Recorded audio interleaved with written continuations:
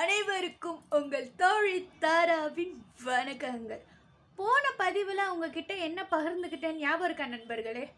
அட ஆமாங்க, மனுஷனோட இயல்பான பயத்தை பற்றி தான் நான் உங்ககிட்ட பகிர்ந்துக்கிட்டேன்.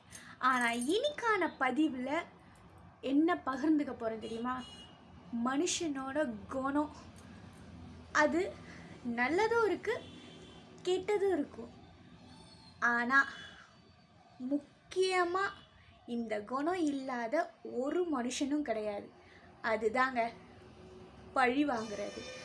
சின்ன சின்ன விஷயத்துக்கு கூட யாரையாவது நம்ம பழி வாங்கியே ஆகணும் அப்படின்னு உறுதிக்கோளாகவே வாழ்ந்துட்டுருக்காங்க. ஏன், எதுக்கு அப்படின்னு கொஞ்சம் கூட யோசிக்கிறதே கிடையாது. யாராவது உங்களுக்கு எவ்வளோ நல்லது பண்ணியிருப்பாங்க, அதெல்லாம் ஞாபகம் இருக்காது. அவங்க பண்ணுற சின்ன தப்பை அவங்கள அழிக்கணும், அவங்க வளரவே கூடாது அப்படின்ற அந்த தீய எண்ணத்தை என்னைக்கு தான் இவங்களாம் கைவிட போகிறாங்கன்னு தெரியல. இதனால் பாதிக்கப்படுறது நம்மளோட வருங்கால ஜனம் அப்படின்றதையே மறந்துட்டு இருக்காங்க. அதை ஞாபகப்படுத்துறதுக்கு தான் நான் வந்திருக்கேன். முக்கியமான விஷயம் என்ன தெரியுமா? நீங்கள் என்ன பண்ணுறீங்களோ அதுதான் விதையாக முளைக்கும். நல்லா ஞாபகம் வச்சுக்கோங்க. நீங்கள் செய்கிற சின்ன சின்ன விஷயம்தான் குழந்தைங்களையும் பாதிக்கும் அப்படின்றத மனசில் எப்போவுமே வச்சுக்கோங்க. நல்ல விஷயத்த அவங்களுக்கு கற்றுக் கொடுங்க. யாராவது அவங்களுக்கு தவறான செயல் செஞ்சாலும் அதை அப்போவே மறந்துடு அப்படின்னு சொல்லி கொடுங்க. அவங்க செய்கிற சின்ன உதவியை அவங்க வாழ்நாள் முழுக்க ஞாபகம் வச்சுக்கிறதுக்கும் கற்றுக் கொடுங்க. இது பெற்றவங்க நீங்கள் பண்ண வேண்டிய முக்கியமான கடமை. முதல்ல நாம் மாறுவோம், அதுக்கப்புறம் நம்மளோட வருங்காலம் எப்படி இருக்குன்னு நம்ம பார்க்கலாம். அதுக்கு தான் திருவள்ளுவர் அழகாக 2 அடியில் அதிகாரம் செய்நன்றி அறிதலில் குறள் எண் 108 என்ன சொன்னார் தெரியுமா? நன்றி மறப்பது நன்றன்று, நன்றல்லது அன்றே மறப்பது நன்று. இதற்கான பொருள் என்ன தெரியுமா? ஒருத்தவங்க உங்களுக்கு ஒரு உதவி செஞ்சாங்கன்னா அந்த உதவியை வாழ்நாள் முழுக்க மறக்காமல் இருக்கணும். இதுவே அவங்க உங்களுக்கு தெரிஞ்சோ தெரியாமலோ ஒரு தீமை பண்ணாங்கன்னா அதை அந்த நிமிஷமே மறந்துடணும். இதுதான் இந்த குறளோட அர்த்தம். சரி, இப்படிப்பட்ட அழகான குறளுக்கு ஒரு சின்ன கதை உதாரணமாக சொல்கிறேன்.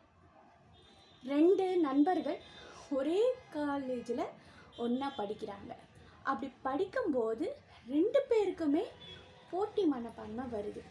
யார் நல்ல மார்க் எடுக்க போகிறேன் அப்படின்னு சொல்லி ஒரு போட்டி வருது. அது நல்ல விதமாக இருந்தால் பரவாயில்ல, அடுத்தவனை அழிக்கிற அளவுக்கு அந்த போட்டி பொறாமையாக மாறக்கூடாது இல்லையா? ஆனால் இவங்க 2 பேருமே நல்லா படிக்கிறாங்க. பரீட்சை நேரமும் வருது. அந்த பரீட்சை நேரத்தப்போ இந்த பையன் அந்த பையனோட பெண்ணை உடச்சி போட்டுடுறான். உடச்சிட்டு இவன் எக்ஸாம் ஹாலுக்கு போயிடுறான். அப்போது ஸ்பேர் பெண்ணா இவன் இன்னொரு பெண் வச்சிருக்கிறது இவனுக்கு தெரியாது. எக்ஸாம் எழுத போகும்போது 2 பேருமே எக்ஸாம் எழுத ஆரம்பிச்சிடுறாங்க. அப்போது திடீர்னு அந்த பெண்ணை உடைக்கிறான் பார்த்தீங்களா, அவனோட பெண்ணு எழுதாமல் போயிடுது.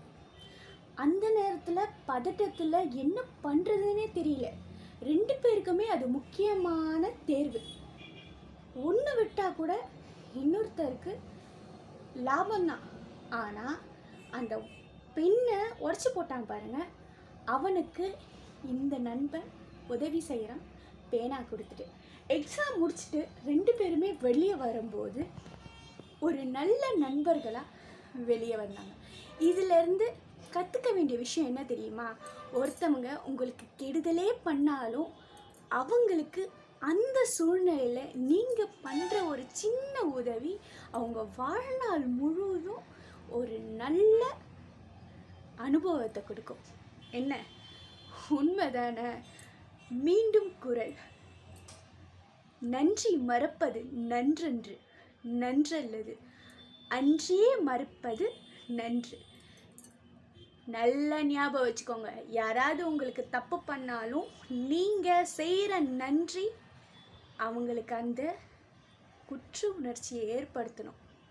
அந்த மாதிரி வாழ்ந்து காட்டுங்க. என்ன, வாழலாமா? நன்றி. இந்த வீடியோ உங்களுக்கு பிடிச்சிருந்ததுன்னா மறக்காமல் என்னோட பேஜ் மைத்திலி சூர்மோன், அதுக்கு உங்களோட லவ் அண்ட் சப்போர்ட் கொடுத்துருங்க. YouTube channel Maithili Sureshkumar. மீண்டும் ஒரு நல்ல குரலோடு உங்களை நான் சந்திக்கிறேன். பாய்.